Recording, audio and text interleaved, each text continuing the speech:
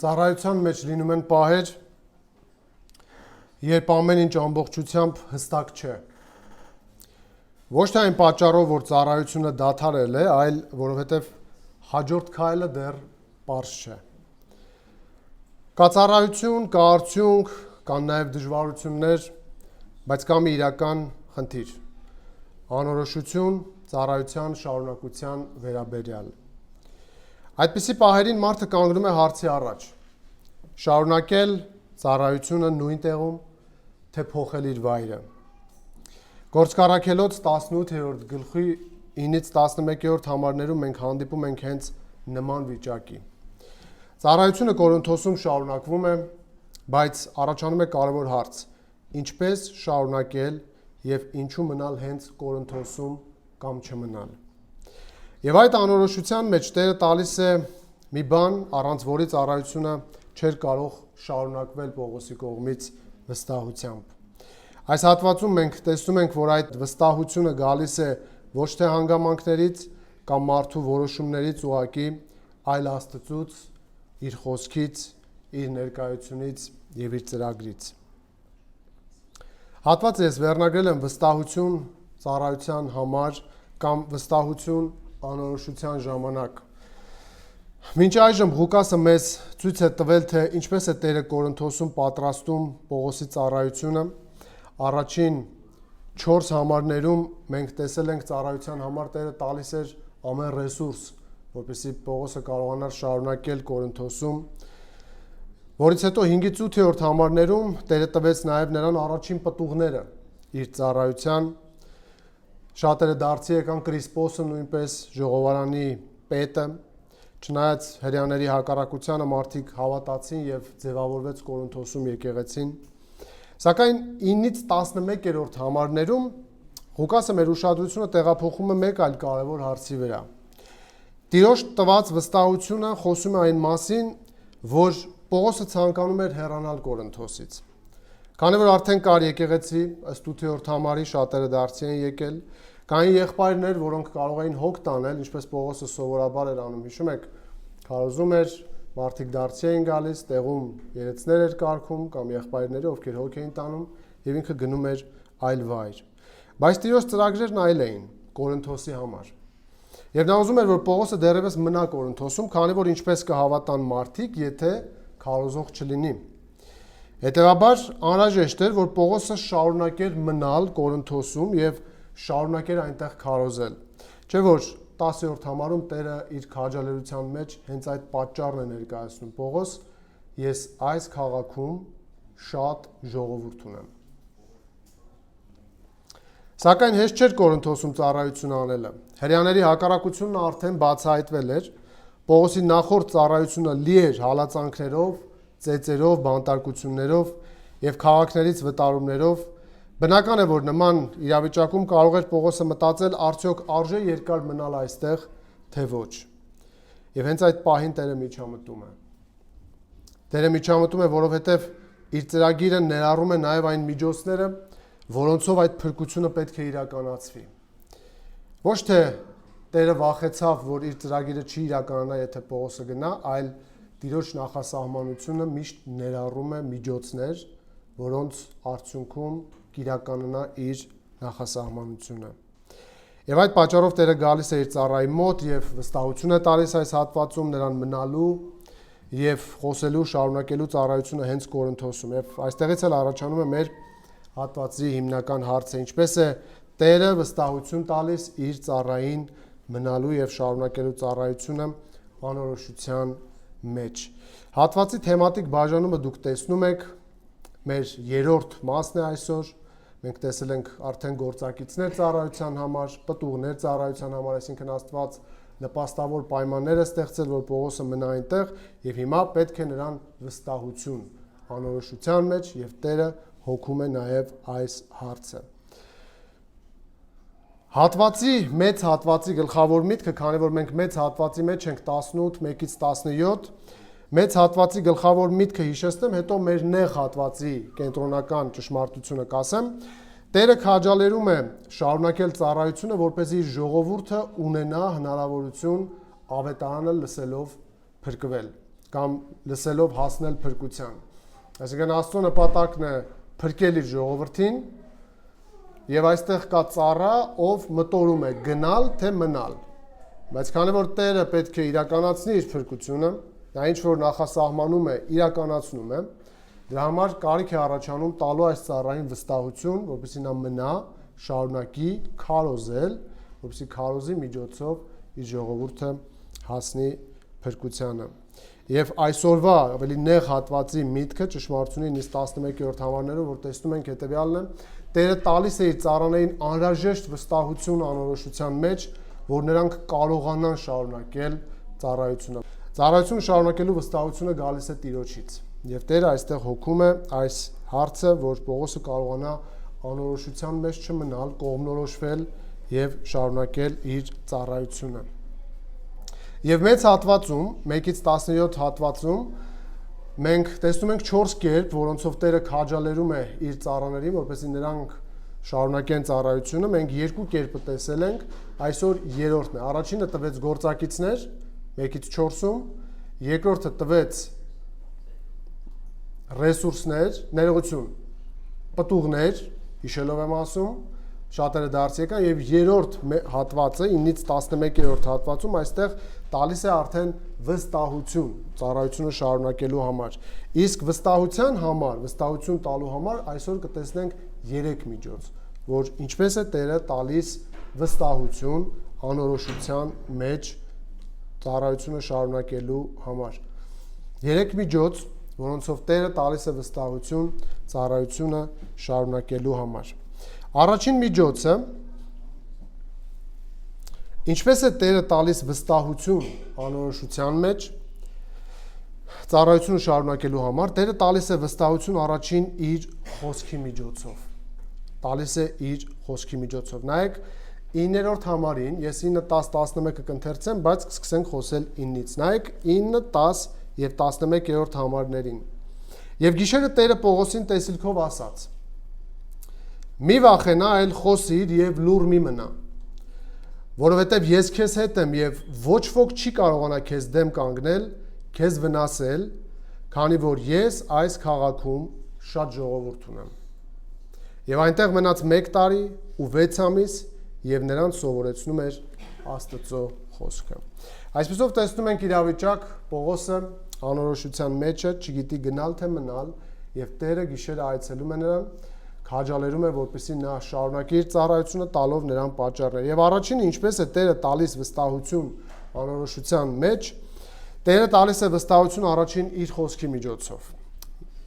Եվ Տերը մի գիշեր Պողոսին տեսիլքի մեջ ասաց. մի վախեցիր, այլ խոսիր եւ մի լռիր։ Այս համարում Տիրոջ նպատակն է, որ Պողոսը շարունակի քարոզել եւ չդադարի։ Եվ դրա համար պետք է վստահություն, եւ այդ վստահության առաջին միջոցը տեսնում ենք 9-րդ համարում։ Կարող եք հիշել սա, որ վստահություն տվող միջոցը Աստծո խոսքն է։ Քրիստոնյայի վստահությունը կյանքի որևէ հարցում, որևէ անորոշության մեջ պետք է հիմնված լինի Աստծո խոսքի վրա, ոչ թե սեփական պատկերացումների։ Վստահության աղբյուրը Աստծո խոսքն է, եւ 9-րդ համարում տեսնում ենք վստահության աղբյուրը, որ Տերն է, եւ տեսնում ենք վստահության միջոցը, որ իր խոսքն է։ Այսպիսով նայենք նախ վստահության աղբյուրին 9-րդ համարում։ Համարում տեսնում ենք, որ խոսողը Տերն է, եւ հնչած բոլոր պատվերները հենց նրա խոսքերն են։ Դա նշանակում է, որ վստահություն ապահովելու համար կարևոր է խոսքով քաջալերել, բայց պետք է ճշտել խոսողի հեղինակությունը եւ խոսքի բովանդակությունը, այսինքն թե ով է խոսում եւ ինչ է խոսում։ Այս բaragայում Տերն է։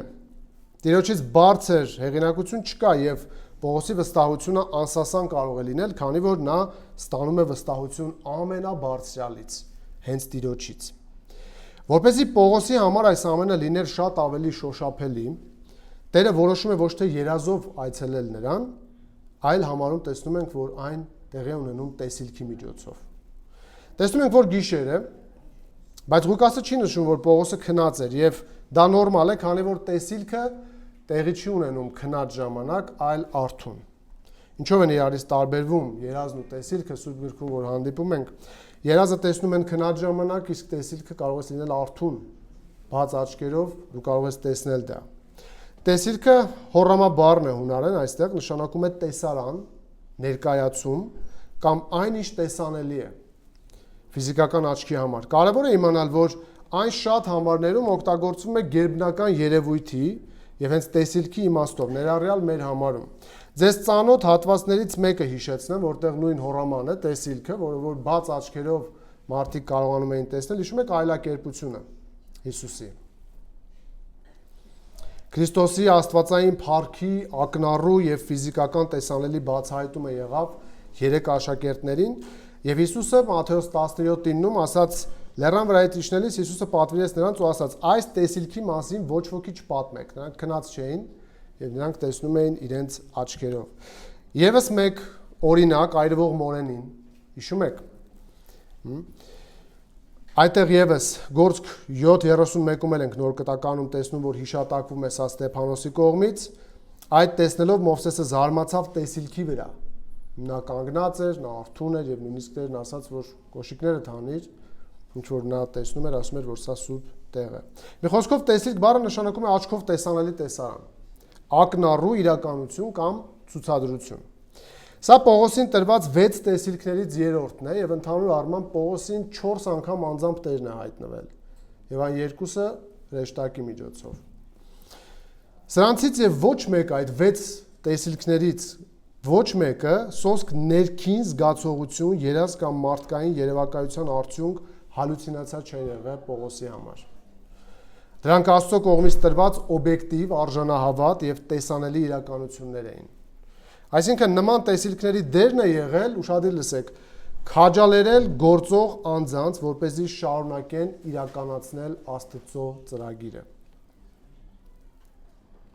Սրանցից ոչ մեկը չի տրվել պարզապես կամ անձի հոգևորությունը ցույց տալու համար կամ ուղղակի կյանքի դժվարության մեջ,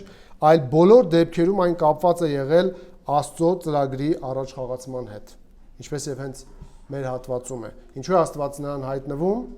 որպեսզի շարունակի ծառայությունը, որպեսզի լսի իր այն ժողովուրդը, որ դեռևս իրենք էլ տեղյակ չեն, որ շուտով պետք է փրկվեն։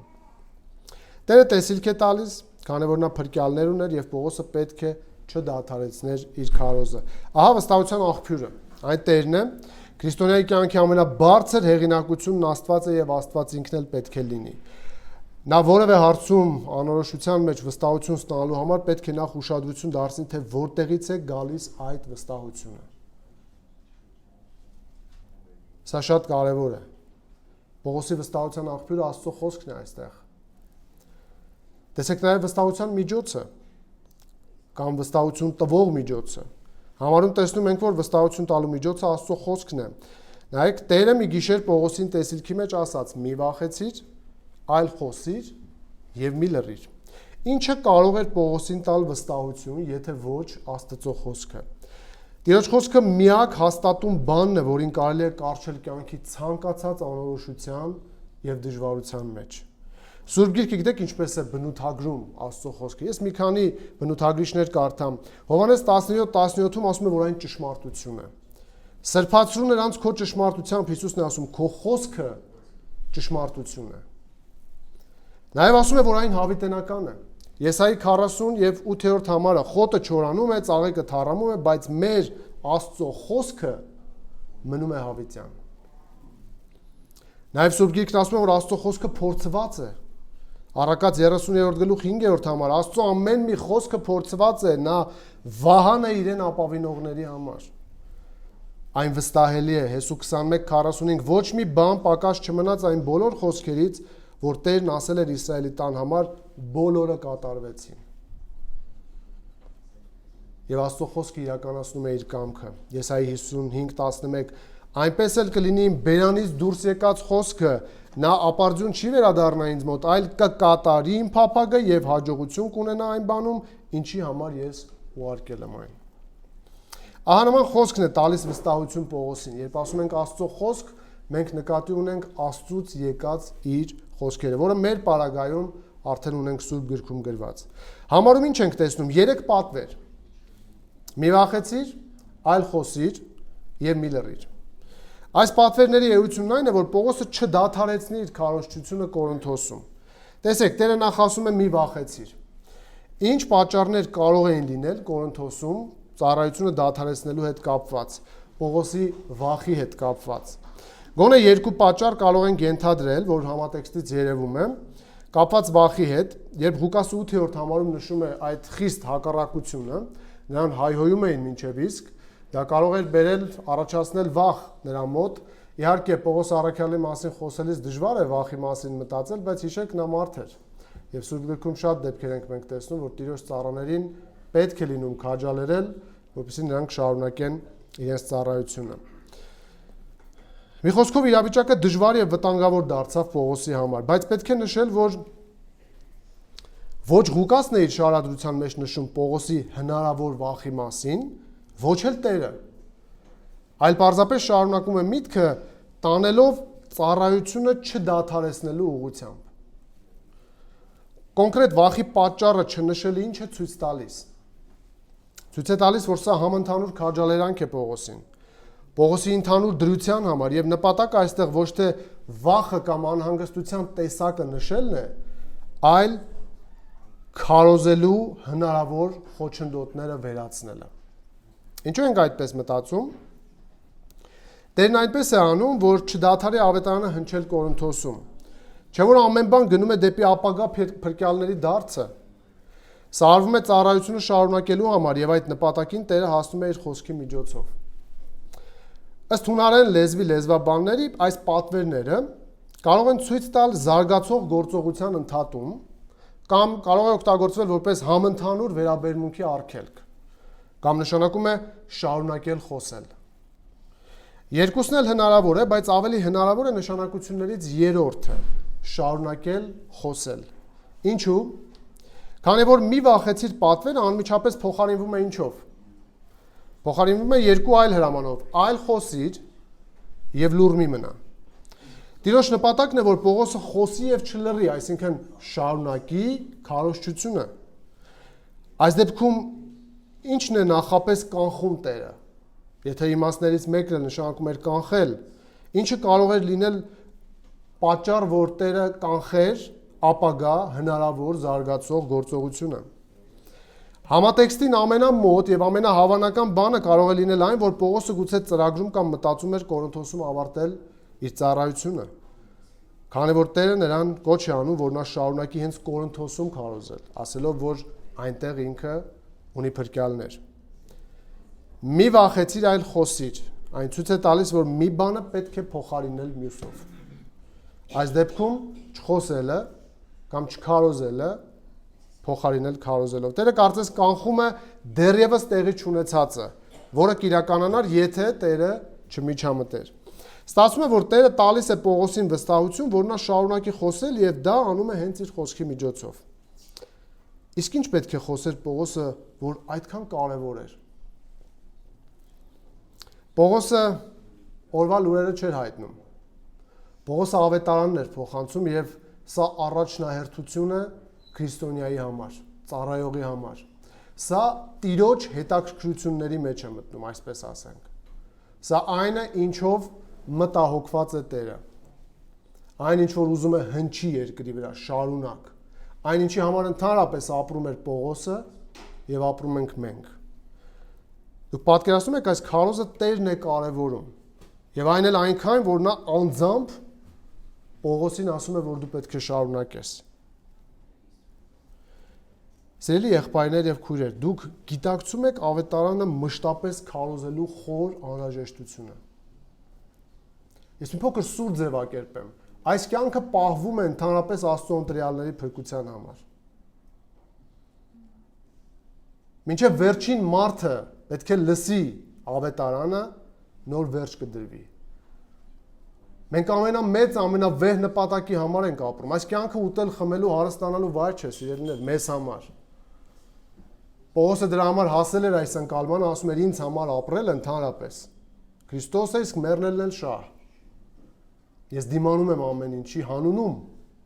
Հանուն ինչի։ Հանուն ընտրյալների, որպեսզի նրանք հասնեն Քրիստոսով եղող փրկությանը։ Դրա համար հիշեք, որ քարոզելը անհրաժեշտ կարիք է։ Անհրաժեշտ կարիք։ Տերը իր փրկության ծրագիրը իրականացնելու համար մարդու կողմից հնչող քարոզը ճիշտ Հիսուսի մասին քարոզը օգտագործում է որպես միջոց ծառայություն առաջ տանելու եւ մարդկանց փրկելու համար։ Նա պետք է մնար, քանի որ Տերը այս քաղաքում շատ ժողովուրդ ուներ։ Հարց. ձեր վստահություն ձեռք բերելու աղբյուրը ո՞րն է ձեր կյանքի անորոշությունների մեջ, սիրելիներ։ Որքան մարդ, այնքան անորոշություն, այնքան խնդիրներ։ Եվ բոլորի մոտ նույն հարցն է, ինչպես այդ վստահությունը ձեռք բերել։ Պողոսի պարագայում են Աստծո խոսքներ։ Աստծո խոսքը եղավ առաջին միջոցը նրան վստահություն եւ կողմնորոշում տալու համար։ Կամ ինչ միջոցով եք ձեռք բերում վստահություն։ Տեսեք մի քանի օրինակներ, թե ինչպես է Տերը պատմության ընթացքում հենց իր խոսքով տալիս վստահություն իր ծառաներին, երբ նրանք պետք է իրականացնեն իր ծրագիրը եւ անորոշության մեջ են։ Աբրահամին տվեց վստահություն, Ծննդոց 15 առաջին 4 համարներում, ես միայն մեկը կարդամ, ասում է. այս դեպքերից հետո տեսիլքում Տիրոջ խոսքը եղավ Աբրամին ասելով. մի վախեցիր, Աբրամ, ես քեզ համար վահան եմ եւ քո վարձը խիստ շատ է։ Աբրահամը դեպք եղավ, որ ճիշտ չվարվեց։ Նա փորձում էր Աստծուն օգնել, որպեսզի Աստված իրականացնի իր ծրագիրը։ Իսկ Տերն իրեն ասում էր դու մի վախեցիր։ Եվ իր խոսքը Աբրահամին պետք է վստահություն տար։ Իսահակին նույնպես։ Տերը այդ գիշեր երևաց Իսահակին ու ասաց. ես եմ քո հոր Աբրահամի Աստվածը, մի վախեցիր, որտեվ ես քեզ հետ եմ։ Հակոբին տվեց վստահություն, Դանիելին տվեց վստահություն, Մարիամին, Պետրոսին, Հիսուսը ասաց Սիմոն Պետրոս, մի վախեցիր, այսուհետև մարդկանց որսորդ պիտի լինես։ Այսինքն Տիրոջ խոսքը միջոց է իր զավակների անորոշությունների եւ դժվարությունների մեջ տալու հույս, տալու վստահություն եւ տալու կողմնորոշում։ Որևէ բանից մի վախեցեք, երբ ձեր վստահության հիմքը Աստծո խոսքն է։ Պայմանը սա է, երբ Աստծո խոսքն է։ Երբ քայլ պետք է անեք եւ գիտեք Տիրոջ խոսքը առաջ շարժվելու կամ որևէ բան անելու համար, վստահություն ստացեք նրա խոսքից ու հենվեք նրա ասածների վրա, քանի որ ճշմարիտ է եւ այն փոփոխության ենթակա չէ։ Վստահելով նրա խոսքին դուք վստահում եք հենց իրեն։ Ես չգիտեմ դուք երբևէ մտածել եք այս կապի մասին, որ խոսքին վստահությունը հավասար է իրեն վստահության։ Դա նույնն է։ Նույնն է գրում Գրուդեմը նաև իր համակարգված աստվածաբանության գրքի Աստծո հեղինակություն, խոսքի հեղինակությունը բաժնում, մեջբերում եմ գրում է այսպես. Աստծո խոսքի հեղինակության մասին սահմանում է այսպես. Սուրբ գրքի հեղինակությունը նշանակում է, որ Սուրբ գրքի բոլոր խոսքերը Աստծո խոսքերն են, ուստի չհավատալ կամ չհնազանդվել այս խոսքերին նշանակում է չհնազանդվել եւ չհավատալ հենց Աստծուն։ Ռեֆորմացիայի ծանր պայքարների տարիներին Լութերը գրեց մի հիմն Ամուր Բերթը մեր Աստվածը, օրհներ գրեց, արտահայտելով իր վստահությունը Աստծո խոսքի հանդեպ։ Նա այս հիմնը գրել է 46-րդ Սաղմոսի հիման վրա։ Մեկ տուն ընթերցեմ ձեզ համար։ Երաժշտությունն էլ լավ է, կուզեի երգել, բայց թեպետ ասեմ քարոզիչներից HP Charles-ով գիտի, ինքը նույնիսկ երգում էր քարոզներից մեկի ժամանակ, այնպես որ մի օր որ որոշեմ երգել, խորտ չընկալեք, խորտ չընդունեք դա։ Այսպես է գրում Լութերը. Ամուր Բերթը մեր Աստվածը, անխորտակ ամրոց մեզ համար։ Մեր օգնականն է նա հեղեղի մեջ, մահկանացու բոլոր դժբախտությունների դեմ։ Խավարի իշխանից մենք չենք սարսափում, նրա բարկությանը կարող ենք դիմանալ, քանզի նրա դատավճիռն արդեն վճռված է։ Միայն մեկ խոսքը կխորտակի նրան, այդ խոսքը, որ վեր է բոլոր երկրային իշխանություններից, մնում է հավիտյան, անկախ նրանցից։ Արդյոք Աստծո խոսքն է ձեր կյանքի միակ հեղինակությունն ու վստահությունը ստանալու միջոցը ձեր անորոշությունների ու դժվարությունների մեջ։ Հարց յուրաքանչյուրին դու վստահում ես Աստծո բոլոր խոսքերին։ Եթե ձեր կյանքի բարձրագույն հեղինակությունն Աստված ինքը չէ, նրա խոսքը չէ, դուք չեք կարող ձեռք բերել վստահություն կյանքի տարբեր հարցերում։ Իսկ եթե կասկածով գործեք, ապա դա այլևս հավատով չէ, իսկ ինչ որ հավատից չէ, մեղք է։ Օրինակ, վստահ ես, որ ունես հավիտենական կյանք։ Եթե այո, ապա ինչու ես վստահ կամ որտեղից է քո վստահությունը գալիս։ Ճիշտ պատասխանը կլինի, որ ասես, որովհետև Աստծո խոսքն է այդպես ասում։ Կամ վստահ ես, որ մեղքերդ ներված են։ Եթե այո, ապա ինչու ես վստահ։ Կրկին ճիշտ պատասխանը պետք է լինի, որովհետև Աստծո խոսքն է այդպես ասում։ Ցանկը կարելի է երկար թվել։ Վստահ ես, որ քո կյանքը պահված է Աստծո մոտ, Քրիստոսի մեջ։ Վստահ ես, որ Քրիստոսի մարմնի անդամ ես։ Եթե այո, ապա որտեղից քեզ այդ վստահությունը։ Եվ այստեղ կա միակ ճիշտ պատասխանը, որովհետև Աստված է այդպես ասում։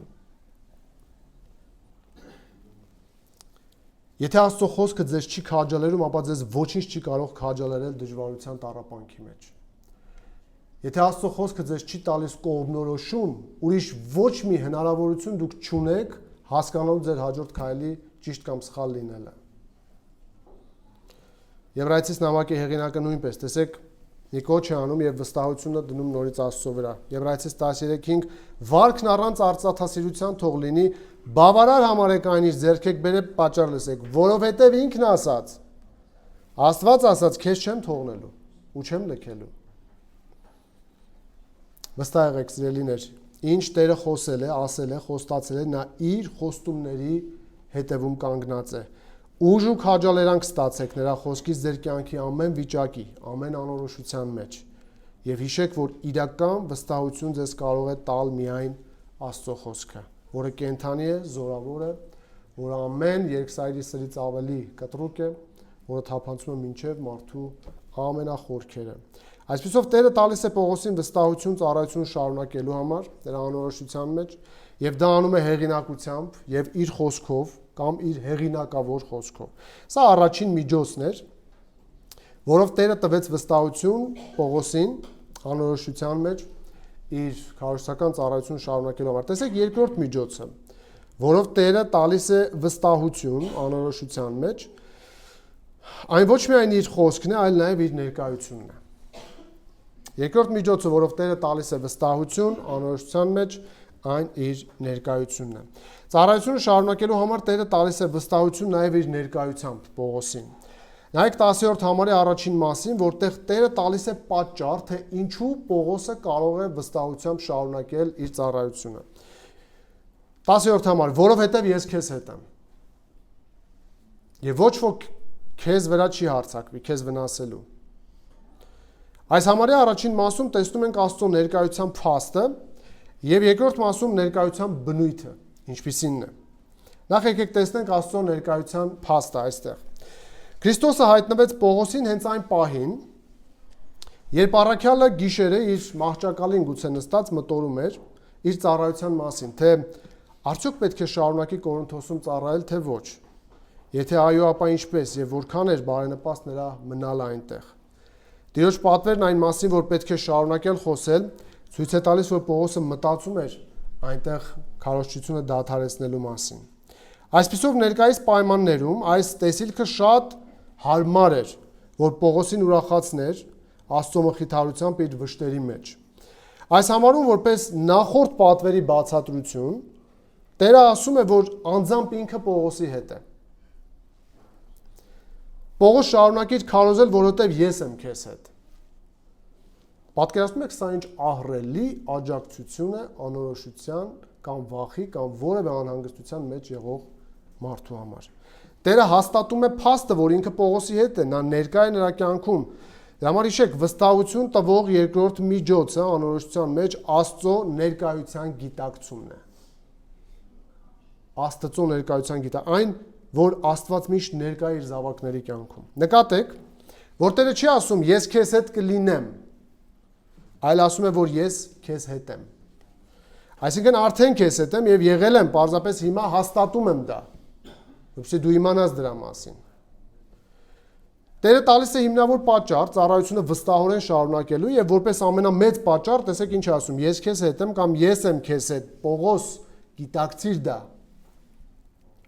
Սա պետք է թափանցեր Պողոսի ողջ էության ու համոզմունքների մեջ ու պարուրեր նրա ողջ ներաշխարհը, նրա հույզերը, նրա մտքերը եւ նույնիսկ նրա մարմինը։ Մարդիկ երկրի վրա քաջալերվում են, 1-2 ծանոթ են ունենում բարձրաստիճան, որ իրենց հետ է լինում։ Դուք պատկերացնում եք, մենք այստեղ ում մասին ենք խոսում։ Տիեզերքի արարիչն ասում է ես քեզ հետ եմ։ Հավատացող մարդու համար սրանից ավելի ամուր հիմք վստահության չի կարող լինել։ Այդ փաստը նրան մեծ վստահություն է տալիս Պողոսին իր առօրյա գործերի ծառայության մեջ, ոգևորում, ուրախացնում է նրան։ Տեսեք, որ Տերը չի ասում Պողոս մի վախեցիր եւ զգա իմ ներկայությունը։ Ոչ, նա ասում է մի վախեցիր եւ տալիս է հիմնավոր պատճառ, որովհետեւ ես քեզ հետ եմ։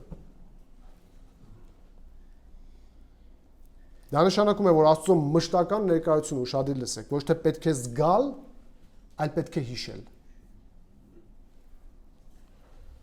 Ահա թե ինչու ենք ջանում մեկս մյուսին սովորեցնել Տիրոջ խոսքը, ահա թե ինչու ենք ռեսուրսներ ու ժամանակ ծախսում, էներգիա դնում, ամեն բան անում, որ մարդիկ ոչ թե զարգացնեն զգալու կարողությունները, այլ իմանալու եւ հիշելու նեղության մեջ։ Զգացմունքների եւ գիտելիքի կապը պետք է հստակ իմանալ եւ չշփոթել դրանց հերթականությունը։ Երբ մարդը հաստատ գիտելիքներ ունենա, դրանից կծնվեն զգացմունքներ եւ ոչ հակառակը։ Օրինակ դու չես կարող ուրախանալ առանց պատճառի, ճիշտ է։ Մինչև դու չլսես պատճառ, թե ինչու է պետք ուրախանալ, քո ներաշխարհը չի արձագանքի։ Աստված այդպես է ստեղծել տրամաբանությունը։ Երբ դու հավատում ես, որ Աստված քեզ հետ է, նա ներկա է քո կյանքում, դրանից հետո նոր կարող ես լցվել ուրախությամբ եւ վստահությամբ, բայց չես կարող ունենալ վստահություն, ուրախություն առանց գիտակցելու նրա ներկայությունը կամ առանց հավատալու դրան։ Հիշեք, Աստծո ներկայությունը ոչ թե նախ պետք է զգալ, այլ պետք է գիտակցել եւ հավատալ, որից հետո հնարավոր կլինի վայելել նրա ներկայության օրհնությունները։ Կյանքի փոթորիկների եւ ալեկոծությունների ժամանակ զգալ պետք չէ եւ չես էլ կարող։ Պատկերացնում եք, Հովնայեղբայրը քարոզեց այդ հատվածի մասին։ Ծովի մեջտեղում գիշերվա 3-ին 4-ին ալեկոծության մեջ մեկն ասեր ես զգում եմ որ Տերն այստեղ է։ Մյուսն ասեր ես չեմ զգում որ նա այստեղ է։ Եվ մեկն էր սխալ եւ մյուսը։ Ճիշտը գիտեք որն է։ Տերը խոստացել է որ մեզ հետ կլինի։ Պետք է ոչ թե զգալ իր ներկայությունը փորձության մեջ, փոթորկի մեջ, անորոշության մեջ, այլ պետք է հենվել նրա ասածներին, խոստումներին։ Ես ներկա եմ ձեր կյանքում։ Ճիշտ է, Պողոսը չէր կասկածում եւ չեմ կարծում Տերը այսպես վարվեց, որովհետեւ Պողոսը կասկածում է, այլ այսպես վարվեց, որովհետեւ հիշեցումները թարմացնում են մեր վստահությունը։ Նորոգում են մեր վստահությունը Տիրոջ հանդեպ։ Մենք պետք է միշտ էլ իրար հիշեցնենք, սիրելիներ, Տիրոջ մեր կյանքում լինելու մասին եւ եթե մեկը կասկածում է, պետք է սովորեցնենք նրան աստվածաբանություն, որ Տերը ամենուրեք է։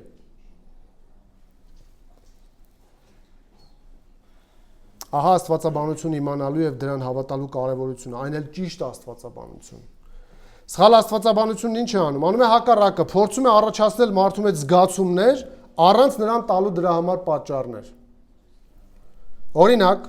վստահության վերաբերյալ սխալ մոտեցում աստվածաբանության մեջ ինչ են անում։ Ասում են պարզապես հավատա, որ ամեն ինչ լավ է լինելու։ Եվ չեն տալիս հիմք դրա համար։ Հիմքը կարող է լինել հետևյալը՝ մի վախեցիր, որովհետև ես քեզ հետ եմ։ Պատճառ պետք է տալ։ Կամ խաղաղության վերաբերյալ սխալ ուսուցում են տալիս մարդկանց։ Խաղաղություն զգա եւ մի անհանգստացիր։ Եվ վերջ, այդքանը։ Իսկ ճիշտը որը կլինի։ Ճիշտը կլինի Պետրոսը գրում է ձեր հոգսերը նրա վրա գցեք, որովհետև նա հոգում է ձեր մասին։ Ահա պատճառ,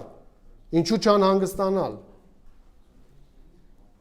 Կամ քաջության վերաբերյալ դու ուժեղ ես, կարող ես հաղթել, ամբողջ խարիզմատական աշխարհը այս թեզով է մարդկանց խաբում։ Թե ինչու է ուժեղ, թե ինչն է հաղթում, ես չգիտեմ, բայց իրենց ոգևորում են դրանով։ Բայց օրինակ Հեսուի պարագայում ասում է քաջ եղիր, որովհետև քո Տեր Աստվածը քեզ հետ է քո գործերի մեջ։ Սա լրիվ այլ պատկեր է ստեղծում։ Կամ ուրախության վերաբերյալ մարդը դժվարության մեջ է ասում են պետք է ուրախ լինես եւ չեն տալիս հիմք դրա համար։ Եվ ինչը ճիշտ կլիներ, ուրախացեք, որովհետև ձեր անունները գրված են երկնքում Հիսուսն ասաց։ Սա պատճառ է, որպեսզի դու կարողանաս վստահ լինել Տիրոջ ասածների վրա, վայելել ներքին ուրախություն, վստահություն եւ քաջալերանք։ Եվ վերջինը հենց մեր համարից ծառայության շարունակության մասին սխալ մոտեցում կլիներ՝ մի հանձնվիր, շարունակիր առաջ գնալ, պարզապես։ Բայց Տերը այստեղ այդպես չի վարվում։ Պողոս մի վախեցիր, որովհետև ես քեզ հետ եմ։ Մի խոսքով հիշեք, Տերը նախ տալիս է պատճառներ, հետո ակնկալում, որ մարդը հենվի դրանց վրա կամ շարունակի իր ծառայությունը Պողոսի պարագայում։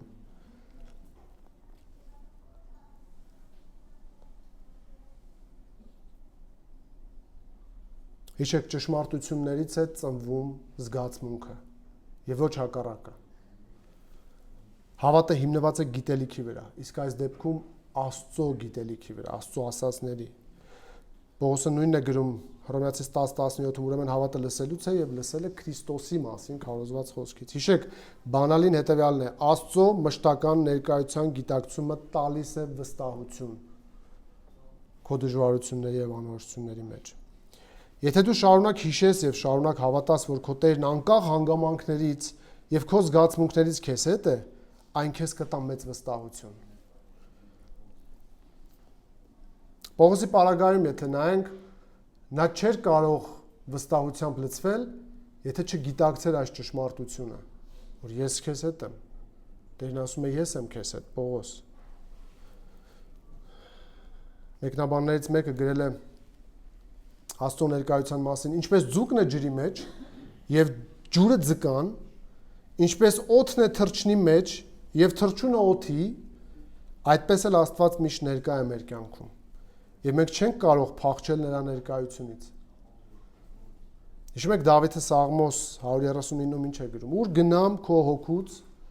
եւ քո ներկայությունից ուր փախչեմ։ Եթե վեր ելնեմ երկինք, դու այնտեղ ես, նայեք համոզմունքը, չի ասում, որովհետև ես զգում եմ, քամին շոյեց, զեփյուրը ես զգացի դրա, չէ, նա գիտի, որ Աստված ամենուրեք է։ Եթե պարկեմ դժոխքի մեջ, ահա դու այնտեղ ես, արշալույսի թևեր եթե առնեմ, բնակվեմ ծովի վերջին ծայրին, այնտեղ էլ քո ձեռքն է ինձ առաջնորդելու, քո աջը բռնելու է ինձ, եւ այլն եւ այլն։ Նա ամենուր է եւ պետք է հավատալ այս ճշմարիտ փաստին, որպեսզի Պողոսը մնար Կորինթոսում, չդադարեցներ ավետարանի քարոզչություն, Աստված նրան տալիս է վստահություն հիշեցնելով իր մշտական եւ անձնական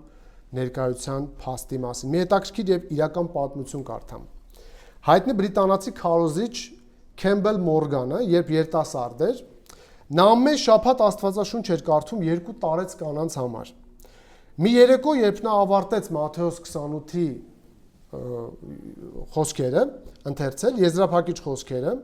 հիշում եք, որտեղ ասում է արդ գնացեք, քարոզեք, աշակերտեք, մկրտեք, հա, եւ վերջում ասում է եւ ես ձեզ հետ եմ մինչեւ աշխարհի վերջը։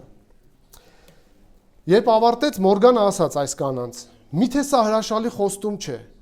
Եվ տարեց կանանցից մեկը պատասխանեց. «Երիտասարդ, սա խոստում չէ, այլ փաստ է»։ Այո, իսկապես դա փաստ է։ Քանի որ Հիսուսը նախ եւ առաջ չի ասում ես ձեզ հետ կլինեմ, ասում է ես ձեզ հետ եմ, հետո նոր ավելացնում է մինչև աշխարհի վերջը։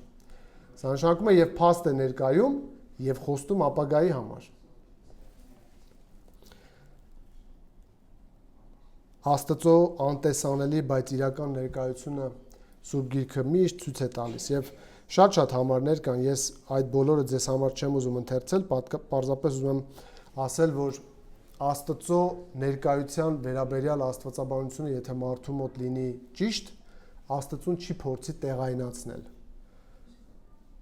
Բոլոր այն մարդիկ, ովքեր կարծում են օրինակ, որ այս եկեղեցաշենքի ներսում է միայն հնարավոր Աստծուն պաշտել, նրան հանդիպել, այսինչ Սարի գլխին է հնարավոր Աստծո հետ կապ հաստատել, այդ բոլոր մարդիկ ունեն սահմանափակ ընկալում Աստծո ներկայության մասին։ Աստծուն փորձում են տեղայնացնել, բայց Աստված ամենուրեք է։ Նա ներկա է իր զավակների կյանքում։ Ավելին, նա իր Սուրբ Հոգով մեր մեջ է, եթե կուզեք այսպես։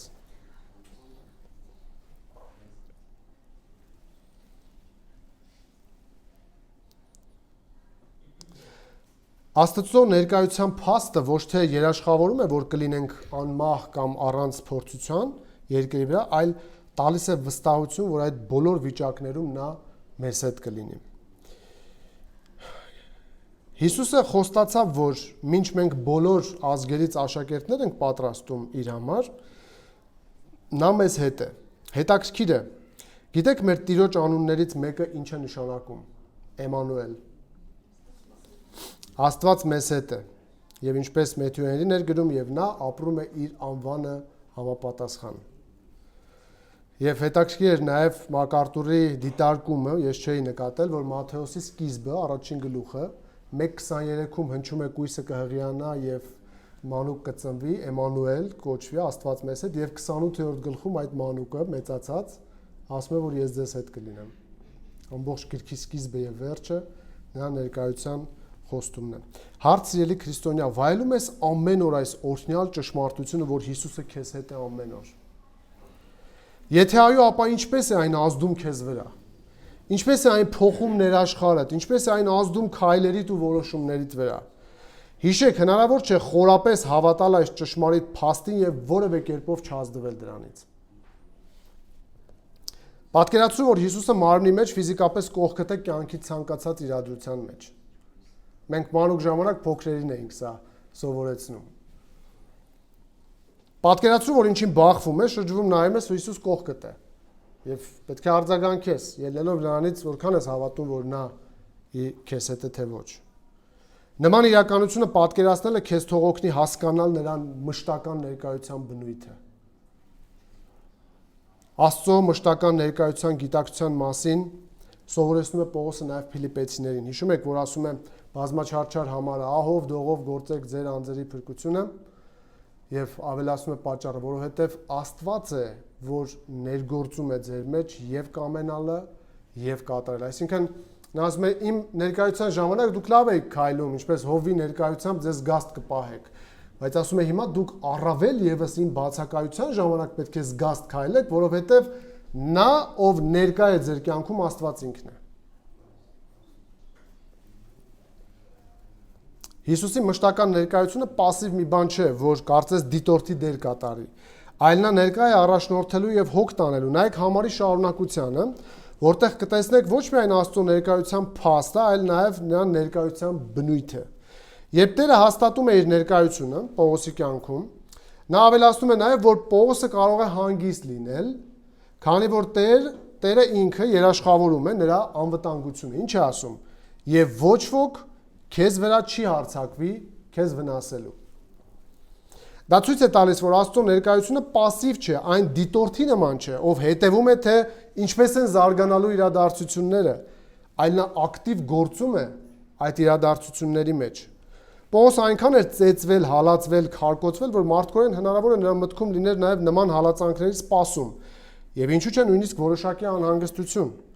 որ մեկս չենք ունենա անապահովության զգացում նման վիճակում։ Պողոսը մի քաղաքում է, որը բարոյալակված է, արդեն իրեն շատ հակառակորդներ կան, արդեն իր ծառայության վայրի անմիջապես կողքը կա համայնք, ովքեր հայհոյում են իրեն,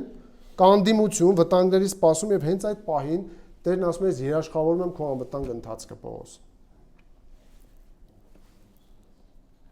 Տիրոջ այս քաջալերանքը ապացուցվում է անմիջապես հաջորդ հատվածում, եթե դուք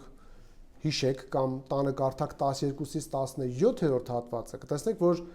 Տերը այնպես է միջամտում դատարանում, Պողոսին այնպես է պաշտպանում, որ Պողոսը նույնիսկ չի հասցնում բերանը բացել։ Գրված է այսպես, մինչ Պողոսն ուզում էր մի բան ասել, եւ Գաղեոնն է սկսում խոսել։ Հիշեք, մեր Տերը ներկա է մեր կյանքում ոչ թե որպես դիտորդ, այլ որպես խնամակալ։ Թե 5 կտականում, թե նորում շատ օրինակներ կան Աստծո անտեսանելի, բայց ակտիվ ներկայության եւ հոգատարության մասին։ Հովսեփի կյանքում կհիշեք գրված է Տերը Հովսեփի հետ էր։ Հակոբի կյանքում Տերն այս տեղում էր, ասում է, ես չգիտեի, Հեսուի, Դանիելի, Պողոսի եւ այլն, շատ օրինակներ կան։ Մնացեք նրա կամքի մեջ, սիրելիներ, նրա նպատակների մեջ, ապրեք ավետարանի տարածման համար, հոգիների փրկության համար, եկեղեցու ամրապնդման համար եւ ծառայեք Աստծո փառքի համար ու վստահեք նրան եւ ձեր անվտանգությունը եւ ձեր ճանապարհին հանդիպող բոլոր անորոշությունները, ինչ էլ որ լինեն։ Որտեւ նա այդ բոլորի մեջ ձեզ հետ է եւ ոչ թե դիտում է ուղակի, թե դուք ինչպես կվարվեք, այլ առաջնորդում եւ հոգ է տանում, որպեսզի իրականացնի իր ծրագրերը։ Հարց ստանում եք վստահություն Տիրոջ մշտական ներկայության իրականությունից։ Ձեր անորոշությունների մեջ, երբ մարդիկ, գիտեք, նման անորոշությունները, որոնք որ լուծում չեն ունենում, ավարտվում են կամուրջների տակ եւ շատ ուրիշ տեղերում։ Իսկ Տերը մեզ տալիս է մի այնպիսի միջոց, ասում եմ, Դու կարող ես անկախ հանգամանքներից միշտ հիշել ես քո հետ եմ։ Ինչ էլ լինի։ Սաղմոս 46-ի հիման վրա Լյութերը որ գրել էր, Սաղմոս 46-ում ասում է թեև լեռները ծովի մեջ ընկնեն։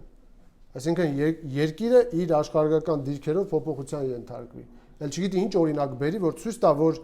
անշարժ Աստծո ենք մենք հավատում, մենք կարող ենք վստահ լինել։ Նա ներկա է։ Սովորել եք ստանալ քաջալերանք նրա ներկայությունից։ Եթե ոչ, ապա հիշեք նրա խոստումները եւ սովորեք վստահել դրանց, քանի որ դրանք հենց Աստծո խոսքերն են, որոնք 7 անգամ ավելի զտված ոսկուց ավելի մաքուր են, ավելի վստահելի են։ Ապրեք իսկապես նրա համար ու ավելի մտերմիկ կվայելեք ու կնկատեք նրա հոգատար ձեռքը ձեր կյանքի ամեն քայլափոխին։ Հիշեք, որ Տիրոջ ներկայությունը չի խոստանում անմահություն երկրի վրա, այլ խոստանում է հոգալ ճանապարհի կարիքները, մինչ դուք ծառայում եք նրան։ Հիշեք, նրա ներկայությունը զգացում չէ, այլ անփոփոխ փաստ։ Սա երկրորդ միջոցը եւ վերջին։ Մի միջոցով էլ Տերը այստեղ Պողոսի անորոշության մեջ տվեց նրան վստահություն, ոչ միայն իր խոսքի միջոցով, ոչ միայն իր ներկայության միջոցով, ով կարող է արագ էգզեգետիկա անել եւ ասել երրորդը ինչ է։ Եվ իր ծրագրով։ Իր ծրագրի միջոցով։ Երրորդ միջոցը, որով Տերը տալիս է վստահություն անորոշության մեջ, ծառայությունը շարունակելու համար այս դեպքում, ոչ միայն իր խոսքն է, ոչ միայն իր ներկայությունն է, այլ նաեւ իր ծրագրի մասին իրազեկելն է Պողոսին։ Տեսեք 10-րդ համարի երկրորդ մասը։ Որովհետև ես քեզ հետ եմ եւ ոչ ոք քեզ վրա չի հարձակվի քեզ վնասելու, եւս մի պատճառ, որովհետև այս քաղաքում ես բազում ժողովուրդ ունեմ։ 11-ը Պողոսը այնտեղ մնաց 1 տարի եւ 6 ամիս նրանց ուսուցանելով Աստծո խոսքը։ 10 եւ 11-րդ համարներում մենք տեսնում ենք Աստծո ծրագիրը եւ այդ ծրագրի իրականացման միջոցը։ Եկեք նախ տեսնենք ծրագիրը։ Նա ասում է Պողոսին, որ ունի ժողովուրդ։ Պողոսը արդեն ունի վստահություն Աստծո հեղինակավոր խոսքի միջոցով, ունի վստահություն Աստծո ներկայության միջոցով եւ այժմ նրան տրվում է լուսաբանում արդեն Աստծո մտադրությունների մասին։ Տեսնում եք քայլ առ քայլ ինչպես է Տերը բացում կարծես ճանապարհը, որ նա պետք է գնա։ Տերը լուսաբանում է իր փրկության ծրագիրը Կորինթոսի համար, ասելով ես բազում ժողովուրդ ունեմ։ Պողոսը կարող էր վստահությամբ մնալ Կորինթոսում, որովհետև Աստված դեռ անավարտ գործ ուներ այդ քաղաքում։ Քանի դեռ Աստծո ժողովուրդը պետք է լսեր ավետարանը, Պողոսի ծառայությունն ու կյանքը գտնվում էին Աստծո հատուկ հոգացության ներքո։ Տերը պատճառաբանում է, թե ինչու Պողոսը կլինի անվտանգ Կորինթոսում, ասելով, որովհետև ինքը Կորինթոսում շատ ժողովուրդ ունի։ Ստացվում է, որ Տերը տվեց երկու պատճառաբանություն 10-րդ համարում։ Մեկը քարոզելը շարունակելու մասին, շարունակիր, որովհետև ես քեզ հետ եմ, մյուսը նրա անվտանգության մասին։ Դու անվտանգ կլինես, որովհետև ես այս քաղաքում շատ ժողովուրդ եմ։ Ուրիշ խոսքով, Պողոս կյանքդ պահպանվում է, որովհետև ես գործ ունեմ։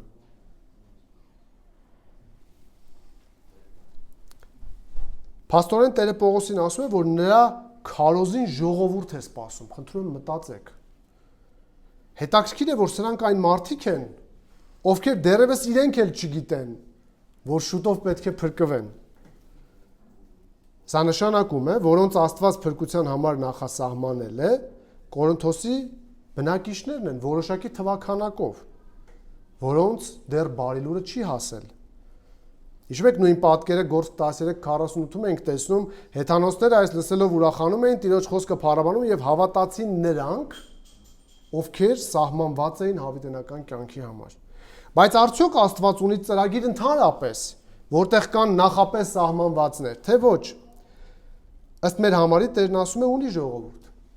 Որտեղից այս ժողովուրդը։ Գուցե երկրի վրա Տերը տեսել է նրանց հավատը եւ որոշել է, որ իրենց փրկի, այս մարդիկ դեռևս հեթանոսության մեջ են ապրում։ Այս ժողովուրդը Կորինթոսի,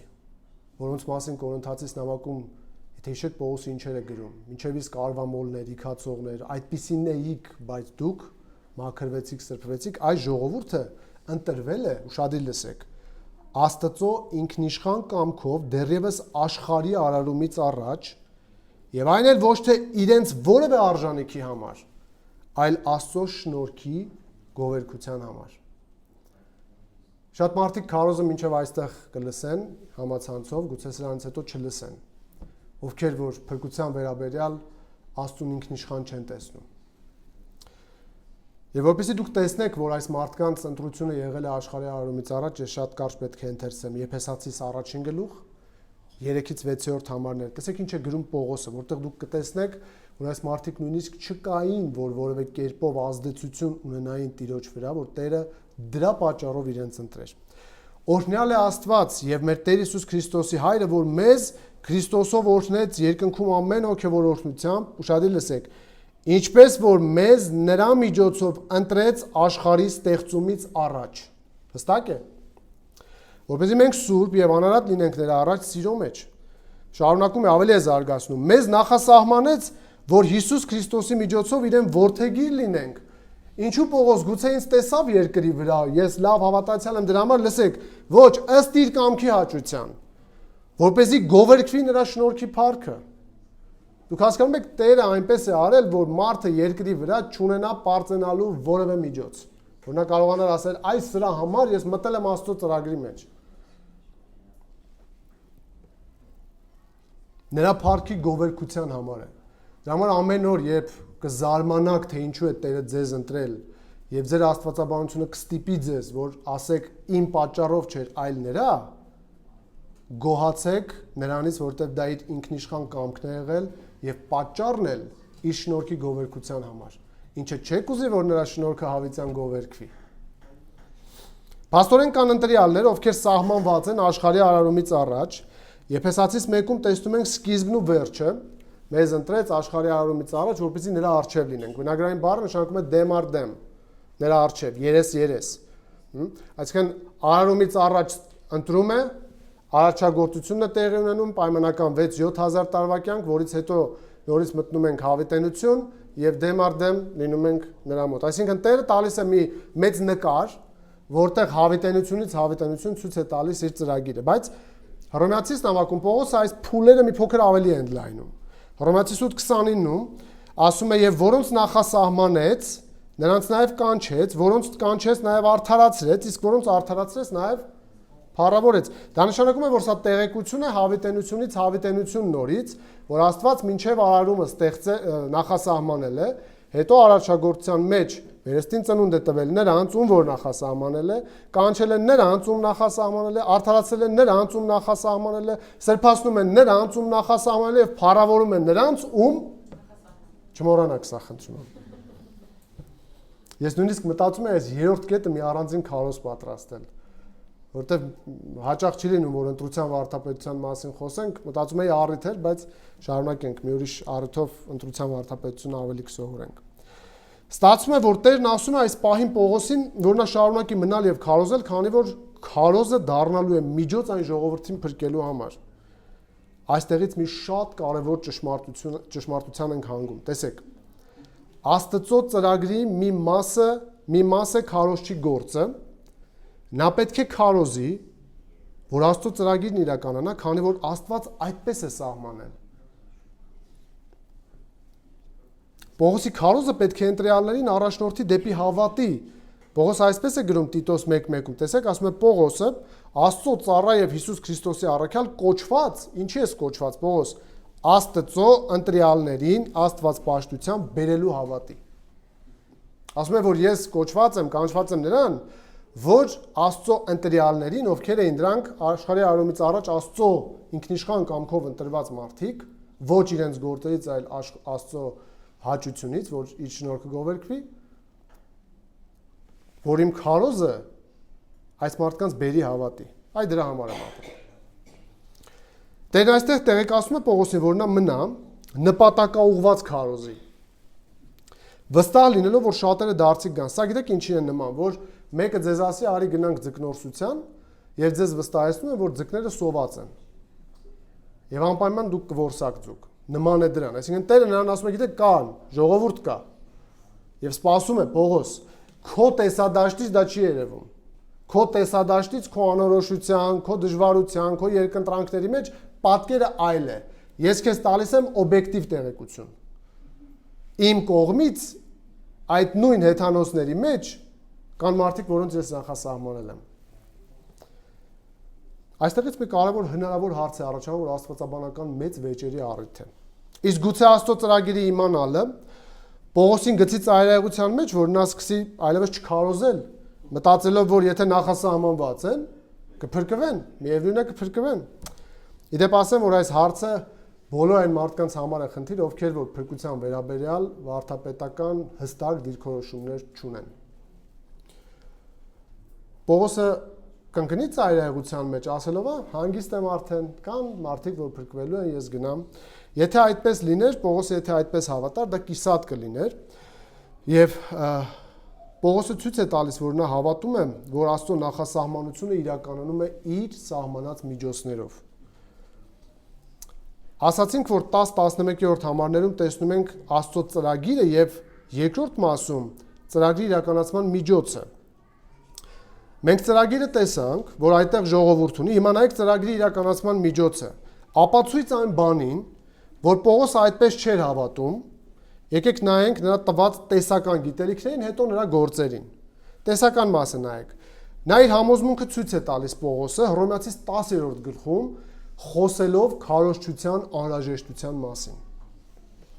Նա ասում է, ինչպես կհավատան, եթե չլսեն։ Եթե սա մեկը լինելով ծայրահեղության մեջ է ընկել, որ նախասահմանվածները իրենք իրենցով կփրկվեն, նա չէր բարձրացնի հարց, որ անհրաժեշտ է քարոզելը։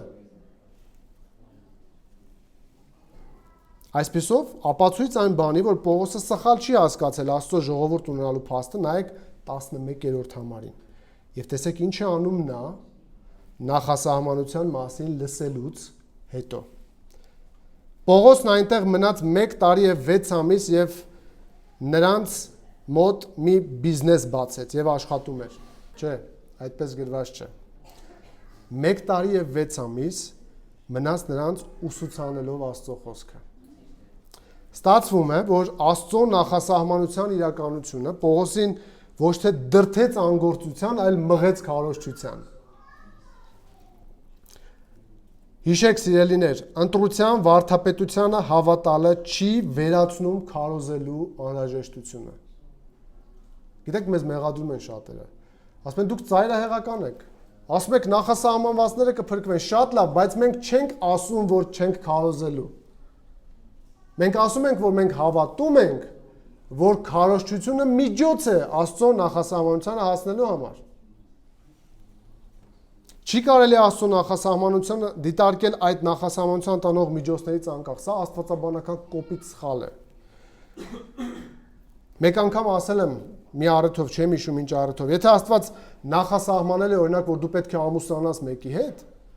դա չի նշանակում, որ միջոցներ չի սահմանել, դու պետք է տանը նստես այսպես եւ կամուսնանաս։ Չի լինի այդպես։ Դա նշանակում է, որ պետք է տրամաբանական քայլերով նա առաջնորդի քեզ մինչև իրականացումը։ Կամ եթե նա նախասահմանել է, որ քո այգին բերք պետք է տա այս տարի, դա չի բացառում քո աշխատանքը։ Չի նշանակում դու պետք է ծույլ լինես, ասես դե նախասահմանել եք անի, ոչ, ընդհակառակը դու կջրես հույսով, կջրես հավատով, որ այն իրականանա։ Նույնպես էլ այս պարագայում Աստված ունի ժողովուրդ, բայց Պողոսը պետք է քարոզի, քանի որ դա է միջոցը նախասահմանության իրականացման։ Սա տեղեկությունը Աստծո կողմից, սիրելիներ, Աստծո տեսանկյունից կամ եթե կուզեք Աստծո իրականությունից։ Պատկերացրեք, Աստված իր իրականությունից տեսնում է ամբողջ պատկերը եւ մարդիկ մենք այն կողմն ենք։ Մենք հեթանոսների մեջ, ժողովրդի մեջ մենք չգիտենք ով է ընտրյալ, ով ոչ։ Դա նման է նրան, որ դու մի երեխա կորցնես, 100 դուռ լինի եւ հերթով բացես դռները, տեսնես որտեղ է։ Բայց եթե քեզ ասվի, որ հաստատ 100-ից մեկում կա, դու վստահությամբ կգործես։ Չափազանց ուշադիր լսեք։ Աստծո տեսանկյունից ըստ նախասահմանության Աստված ունի ընտրյալներ եւ հենց ինքն էլ սկսում է փնտրել եւ փրկել կորածներին։ Իսկ մեր տեսանկյունից մենք չգիտենք թե ովքեր են դրանք։ Դրա համար մենք պետք է անենք պարզապես մեր պատասխանատվությունը, շարունակ քարոզել։ Ով որ կարձագանքի, նա դրանով ցույց կտա, որ ինքը եղել է առողջությունից առաջ այդ ընտրության մեջ։ Եթե մեկը հակառակ էր հավատում այս ճշմարտությանը, մինչև այստեղ իրեն ստիպելով լսեց համացանցում, այս կետից հետո չի լսի, կանջատի։ Հավատը մարդու, հավատալը ցույց է տալիս, փաստում է, որ ինքը եղել է ընտրյալ։ Տեսեք, ինչպես պետք է վերաբերվել մարդու հավատին։ Առաջին Թեսաղոնիկեցիս 1:4-5 Պողոսը տեսեք ինչ է գրում. Իմանալով Աստծուց սիրված եղբայրներ ձեր ընտրված լինելու մասին, որովհետև մեր ավետարանը ձեր մեջ միայն խոսքով չտարածվեց, այլ զորությամբ։ Պողոսն ասում է իմանալով ձեր ընտրության մասին։ Որտեղից Պողոս քեզ այս իմացությունը նրանց ընտրության մասին, որ նրանք ընտրված են։ Համարի մեջ ասում է, որովհետև մեր ավետարանը ձեր մեջ միայն խոսքով չտարածվեց, այլ զորությամբ։ Այսինքն Պողոսը հավատում է, որ երբ ինքը քարոզել է եւ հավատացել են նրանք, դա եղել է ապացույց, որ իրենք եղել են ընտրված։ Պարզ է, բայց վախենալու ճշմարտությունը դեբատների ժամանակ։ Եվ Պողոսը այսպես հավատալով, որ մարդու հավատը, մարդու արձագանքը ցույց է տալիս իր ընտրված լինելը, երկրորդ գլխում գոհություն է բարձրացնում դրա համար, տեսեք ինչ ասում, բայց մենք պարտավոր ենք, ցանկալի չէ, պարտավոր ենք միշտ շնորհակալություն հայտնել Աստծուն ձեզ համար, Տիրոջով սիրված եղբայրներ, ուշադիր լսեք, որովհետև Աստված սկզբից ընտրեց ձեզ փրկության համար։ Սուրբ Հոգու սրբագործմամբ եւ ճշմարտության հավատալով։ Պողոսը վստահ էր, որ պետք է շնորհակալություն հայտնի Աստծուն Թեսաղոնիկեի քրիստոնյաների համար, քանի որ նրանց փրկությունը վերջին հաշվով հիմնված էր Աստծո ընտրության վրա։ Նա Աստծուն շնորհակալություն չի հայտնում նրանց հավատի համար։ Նա շնորհակալություն է հայտնում, որ Աստված ընտրել է նրանց փրկության համար։ Հիշեք, սիրելի եկեղեցի, այս ճշմարտությունը հավատացյալներից համար է եւ ոչ թե անհավատների։ Ավետարանելու ժամանակ կարիք չկա սրա մասին խոսելու։ Ավետարանելու ժամանակ դուք խոսեք ձեր տեսանկյունի մասին, որպես մարդ, դուք չգիտեք ով է։ Խոսեք, քարոզեք ավետարանը։ Պողոս, այստեղ ես ունեմ շատ ժողովուրդ եւ դու պետք է գնաս հիմա քարոզես։ Եվ այս ճշմարտությունը քեզ համար է։ Ջոն Սթոթի մասին ով է լսել։ 20-րդ դարի հայտնի ավետարանական աստվածաբան է։ Մի գիրք ունի, շատ գրքեր ունի, բայց մի գիրք ունի, գրված է վերնագիրը Աստծո նոր հասարակությունը։ Այդ գրքում հետևյալն է նա գրում, մի փոքր մեջբերում անեմ։ Ասում է Սուրբ Գիրքը երբեք ամբողջությամբ չի վերացնում ընտրության խորհրդավորությունը, եւ մենք պետք է զգուշանանք նրանցից, ովքեր փորձում են այն չափազանց ճշգրիտ կամ կոշտ համակարգի վերածել։ Դժվար թե մենք գտնենք մի պարզ լուծում այն խնդրի համար, որ դարեր շարունակ շփոթեցրել է քրիստոնեության լավագույն մտքերին։ Նա ասում է, որ այս լարվածությունը, այս կոնֆլիկտը, որ Աստված ասում է, ես ունեմ ընտրյալներ, եւ այստեղ իրենք պատասխանատու են հավատալու համար, ասում է մի փորձեք լուծել։ Ինչպես է դա լինում։ Որովհետեւ այդ լուծման ճանապարհին դու խեղաթյուրելու ես անպայման։ Փորձելու ես տրամաբանական մի մեխանիզմի վերածել, ասել ինքը որ հավատաց, Աստված դրա համար իրեն ընտրեց։ Ոչ, ես արդեն ունեմ ընտրյալներ եւ նրանք եթե հավատում են ոչ թե իրենց հավատի պատճառով, այլ շնորհքի պատճառով, հավատը միջոցն է։ Դուք շնորհով եք փրկված, հավատի միջոցով, այդպես չէ։ Եվ դա էլ ձեզնից չէ, ոչ էլ ձեր գործերից, որ չպարծենաք։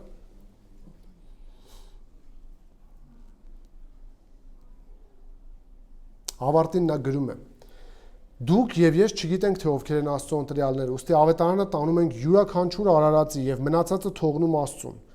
Եվ իհարկե մենք ընտրության վարդապետությունը չենք քննարկում անհավատների հետ։ Եվ Մուդի անունով մեկը, եւս մի ազդեցիկ ամերիկացի ավետարանիչ 18-րդ, 19-րդ դարի, տեսեք ինչ է ասում։ Ասում է մի խմբի դարձի չեկած մարդկանց ասում է Մուդին։ Ասում է դուք ընտրության վարդապետության հետ այնքան կապ ունեք, որքան Չինաստանի կառավարության հետ։ Այս ճշմարտությունները մեր համար են, սիրելիներ։ Եվ ավետարանելու ժամանակ կարիք չկա սրա մասին խոսելու։ Խոսեք, Տերը քեզ կոչ է անում, որ դու դարձի գաս։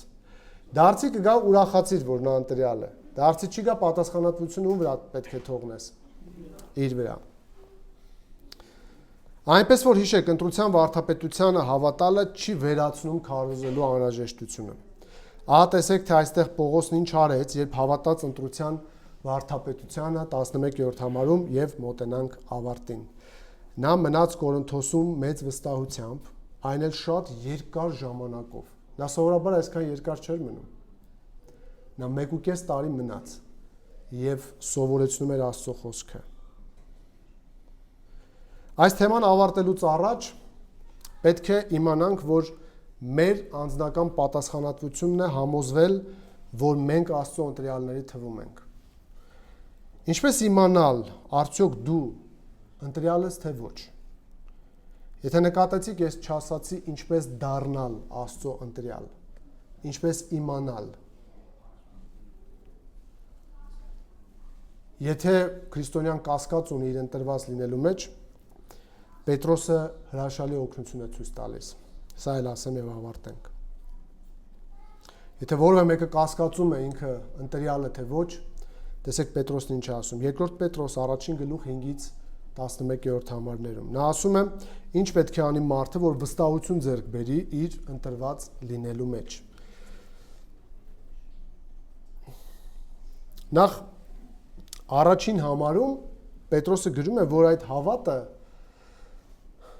ձեռք բերված չէ, այլ նվեր է։ Տեսեք ինչ է ասում։ Սիմոն Պետրոսը ծառա եւ առաքյալ Հիսուս Քրիստոսի նրանց, որոնց մեր Աստծո եւ Փրկիչ Հիսուս Քրիստոսի արդարությամբ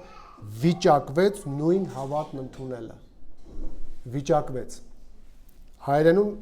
եզակի թարգմանություն էր, որ ճիշտ բառն էր գրված։ Մյուս թարգմանություններում օրինակ գրված էր տրվեց, հասավ։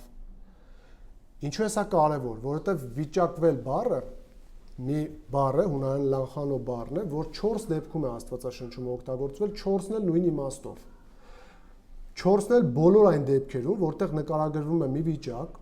որ մարդը որևէ վերահսկողություն չունի իրադրության վրա եւ իրեն բաժին է հասնում այս կամ այն բանը։ Օրինակ,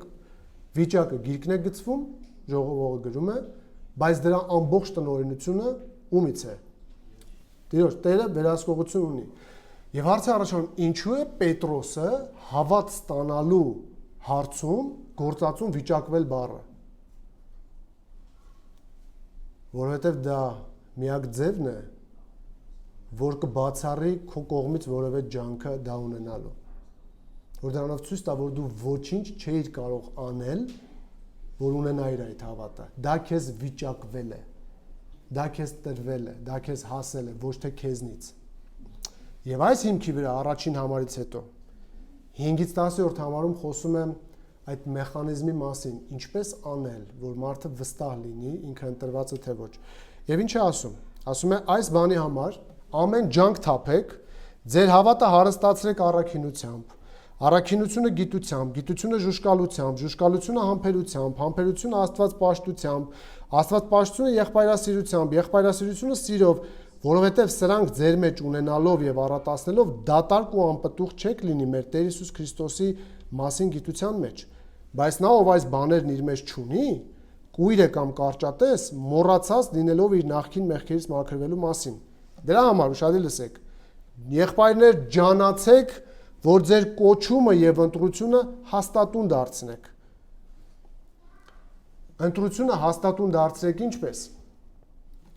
Երբ կտեսնեք ձեր կյանքում առատանում է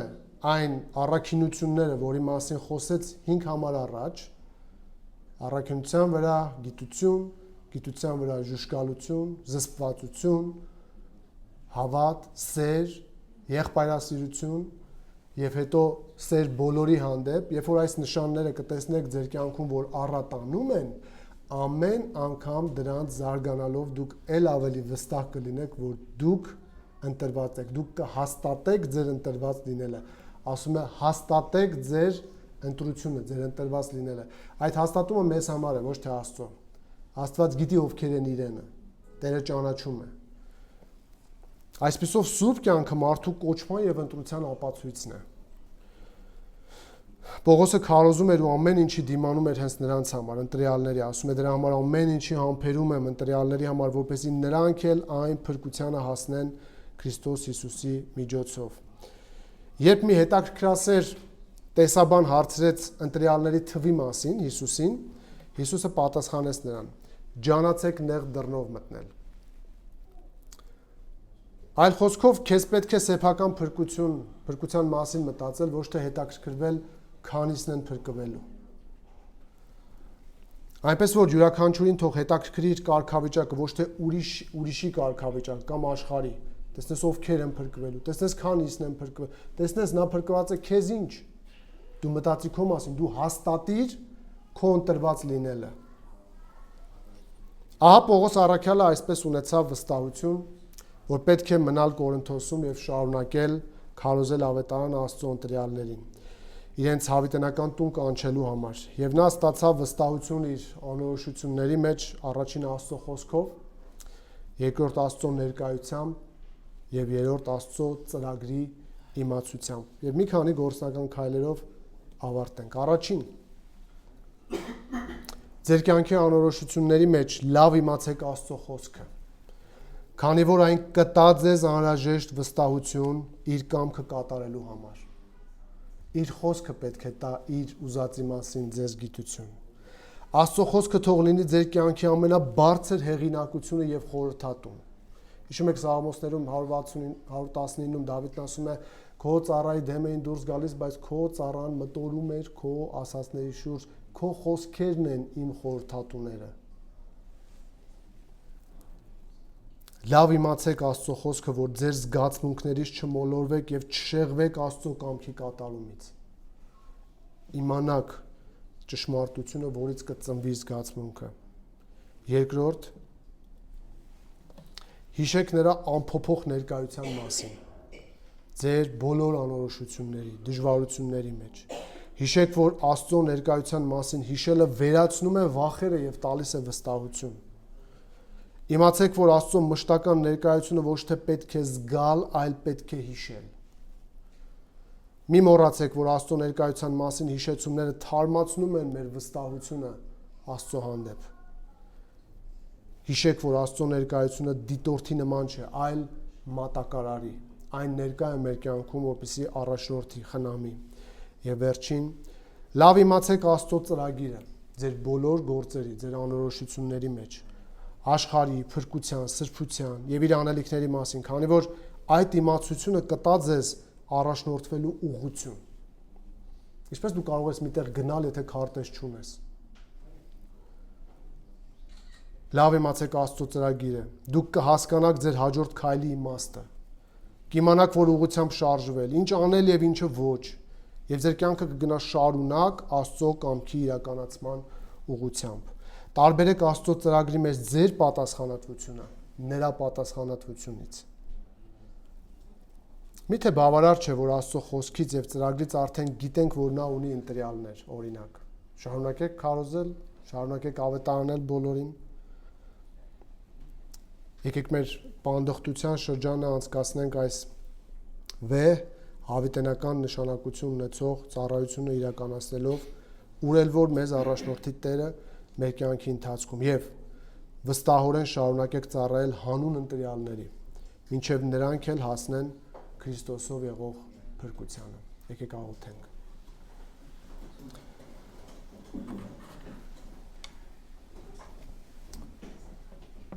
Երկնքի եւ երկրի արարիչ մեր Տեր եւ մեր Աստված, մեր Տեր ու Փրկիչ Հիսուս Քրիստոս։ Շնորհակալ ենք քո իմաստությանը մեզ հաղորդակից դարձնելու համար։ Շնորհակալ ենք քո խոսքի համար, որ ամենաբարձր հեղինակությունն է մեզ համար, որը ամուր ժայռ է եւ կարող ենք հենվել դրա վրա, կարող ենք կառուցել մեր տունը եւ երկրային եւ երկնային այդ խոսքիդ վրա։ Շնորհակալ ենք, որ այդ խոսքիդ մեզ մասնակից ես անում, մեզ տալիս ես միտք, կարողություն, որ ընկալենք, որ հասկանանք։ Շնորհակալ ենք, որ մեր սրտում քո խոսքը կա։ Ուստի աղոթում ենք, որ շարունակ առատորեն լցնես այնտեղ։ Այնքան մեր սրտերը լցնես, մեր մտքերը լցնես քո խոսքով, որ մեր բերանից եւ կյանքից հորդի քո խոսքը։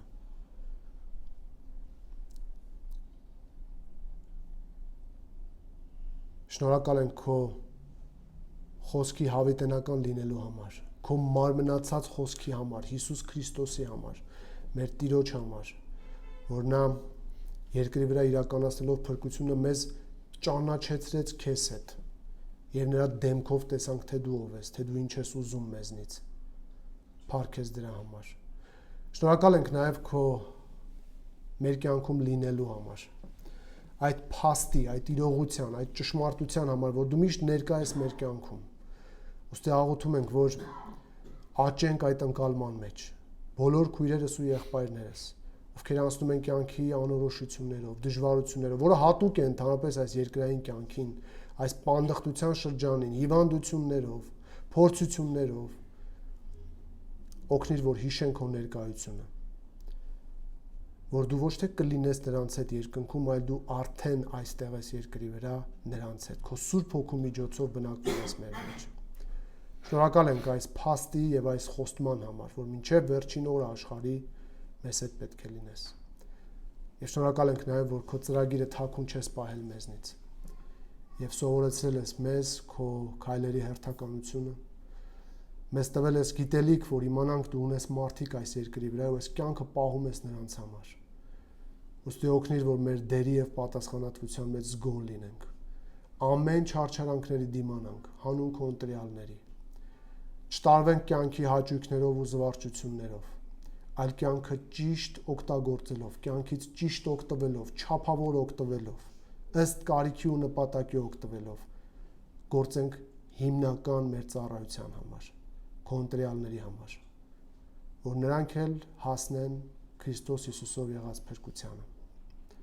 Դու փառավորվիր մեր կյանքում, մեր խոսքի մեջ, մեր գործերի մեջ եւ հիմա եւ միշտ եւ հավիտյանս ամեն։